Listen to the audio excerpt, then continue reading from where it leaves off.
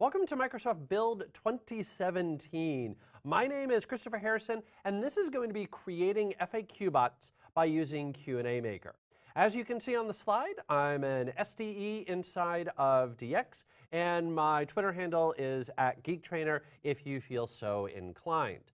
One of the most common types of chatbots that we wind up building with partners are so-called FAQ bots. But creating an FAQ bot can be a little bit challenging.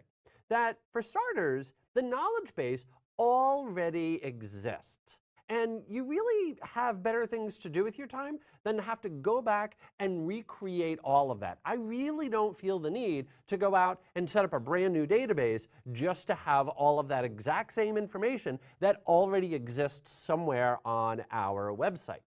Also, creating bots using Bot Framework does require a developer.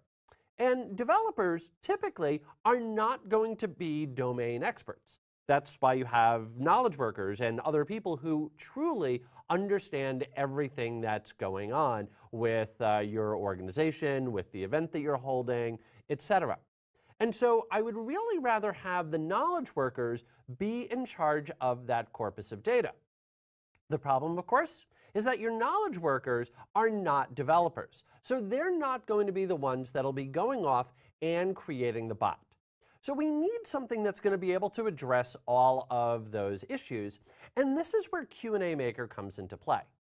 QnA Maker is a Microsoft cognitive service. And what it will do for you is actually just create a callable endpoint. And real quickly here, just to point out the fact that you do not have to use QnA Maker with a bot.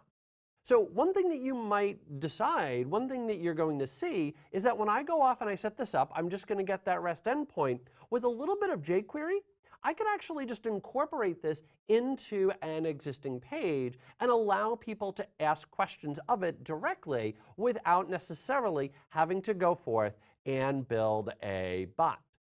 Now, QnA Maker will give you the opportunity to point this at an FAQ page, to point this at a document that maybe has questions and answers, and it will automatically generate a data store that you can then use as the backend for your bot. In addition, QnA Maker will give you a user interface that either you or your knowledge workers can access to go in and retrain and update and set up different answers inside of there for the bot to then respond back to the users with. So there's a screenshot of what QnA Maker looks like, but it's probably best just to head off to QnA Maker and start building a bot around it. Let's head over to QnA Maker and see how we can create a knowledge base. So I've navigated to QnAMaker.ai, and from here I can create a brand new service by clicking on Create New Service. Now, the service that I'm going to create here is for an FAQ bot for a relay race, a running relay race. There's a whole series of these throughout the country, and basically it's 12 runners, 2 vans, and it's 200 some miles, and you just simply throw out the first runner and they run, and then they hop back into the van, you throw out the second runner and they run, and it's just lather, rinse, repeat over the course of 20 some odd hours, depending on the speed of your team. Now, because of the fact that you've got all these various runners and all this distance and all this time, there's an awful lot of logistics that goes into that. And if you're somebody who's brand new, you might have an awful lot of questions. So an FAQ bot could be perfect for that. So with that in mind, that's going to be my little scenario, and I'm going to call this my relay bot. Now, I've created a little Word document here. Let me just open this up real quick. It's out here on my desktop. There we go. And you'll notice that this is just a basic FAQ document that you might see really on any website. So I've got a series of questions, series of answers, and then away I go from there. Now, I could point the tool at a URL that has that, or in my case, I can upload the document. So let me just hit Select File. Let me head on over to my desktop, and I'll upload that. And then you'll also notice that it gives me the opportunity to start from scratch. More on that in just a moment. And let me hit Create. Now what this is doing in the background is it's going through my document and finding all the various questions, putting those into one spot, finding all my answers, putting those next to them, and then creating this knowledge base that I can now both use and edit. So if I scroll down in here, you'll notice that down towards the bottom, there's all of the questions that I had in there. So what time should we arrive at the start? How many vans are needed? Etc. And you'll also notice that QnA Maker automatically adds in a brand new hi there. And I could go in and update that to maybe provide a little bit more personality for my bot, and to also give my bot the opportunity to tell the user what it's able to do. So I could say, hi there, I'm the relay bot. I can answer your questions about the running relay. Perfect. And you'll notice that I can go in and modify any of these as I see fit, including the ones that were in the document. Now, one big thing to keep in mind here is that there's not a two-way sync. This is going to be a separate database. And I think really in the end, that's probably a good thing, because you are going to find that people are going to ask questions maybe a little bit differently than they would through the FAQ. And so as a result, being able to customize this for the bot experience is going to be advantageous. Now let's test this out. So I'm going to click Save and Retrain, let this do its thing, and then I'm going to click Test. And you'll notice that the interface is basically just a bot. So I can go and scroll on down. You'll notice that it automatically sent this hi, and it says, hi there, I'm the relay bot. I can answer your questions about the running relay. Cool. But I'd like it to be able to respond to other types of hellos as well. So maybe I go in and I say hello, and I just simply add all of these in. So let's add in hello. Let's add in maybe a yo, anyone there, things like that. So I can go ahead and add all of those in, click Save Retrain, and now if I click on the knowledge base here, you'll notice that it's now added all of those in. So those all become part of the knowledge base. So it's very easy for me to interactively go in and work with my knowledge base, test it out, see what's working, and potentially go in and modify what's not working. Let's say I scroll on down and I ask a different question. So for example, maybe I ask, can we bring wine? And now you'll notice that we'll automatically come back and say, no outside alcoholic beverages are allowed. Fantastic. So you'll notice that it's already got some logic built in, that it can take my question, figure out what the appropriate answer is, even if that exact question isn't inside of my knowledge base. And if it turns out that it gave me the wrong answer, over here on the left-hand side, I could simply choose what the correct answer is, click Save and Retrain, and then my knowledge base will then be updated with the correct answer. Well, let's go ahead and make this available. So let me click Publish, and then scroll on down and click Publish. And now you'll notice that it gives me the information for making the HTTP request. And this is what I was mentioning before, is that at the end of the day, this is just simply an endpoint. So I'm not required to use this with a bot. And in fact, when you go to incorporate this into your bot, all that you're going to wind up doing is making an HTTP call. Specifically, you're going to be making a post call. Now, if we go back to the screen, there's two pieces of information in here that are key. I need the subscription key, and I need my knowledge base. So what I'm going to do is I'm going to go back to Visual Studio Code, and I'm going to make a couple of real quick updates here.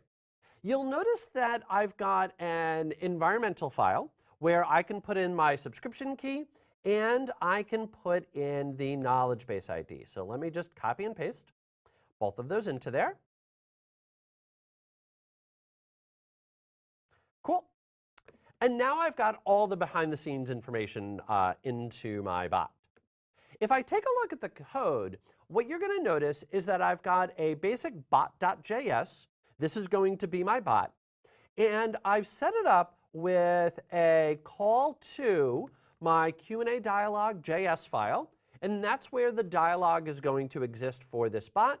And this is me setting up that default dialog. So set up default dialog to use QnA Maker. Cool. So let me head on over to my QnA dialog. And what you're going to notice in here is really just some basic bot and HTTP work. So right up at the very beginning, I'm going to send typing.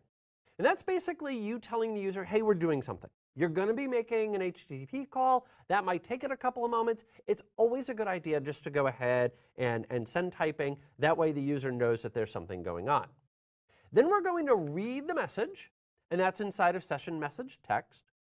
And we're going to create a JSON string that has the format of question and then whatever the question happens to be.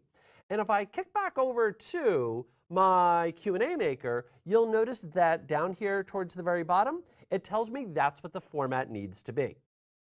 Cool. Now, the full URI is going to be WestUS, API, cognitives.microsoft.com, QnA Maker, my version, knowledge bases, and then that ID. And I've already stored that inside of an environmental variable. And then it's generate answer. And that will give me back the appropriate answer. And then if I scroll on down, you'll notice that I'm going to use the request library to send up my post. And this is going to need 3 different parameters. It's going to need the URI that we're going to call, which we set up above. It's going to need the body, which is that JSON object that we set up here. And then finally, last but not least, is it's going to need a callback, which is going to have an error, whatever the HTTP response code happened to be, and then finally the body, and that's what we got back. So you'll notice inside of my code here that I'm going to log out if there was an error, and just simply end the conversation with the bot saying, sorry, something went wrong. And if it turns out that we did get information, it's just going to come back as a JSON string. I'm going to convert that into an object, and then I'm going to print that out onto the screen. Now, for right now, let's not worry about the rest of the code. Let's just go ahead and run the bot, and let's see what happens. So I'm going to say nodemon app.js.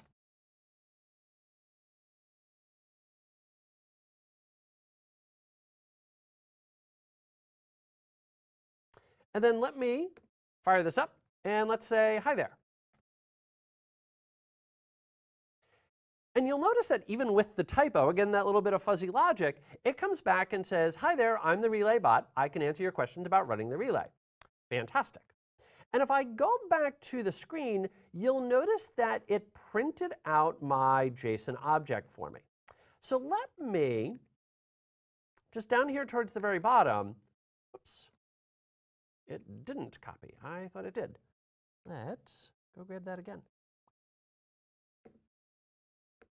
OK, well, it doesn't want to copy. Fine.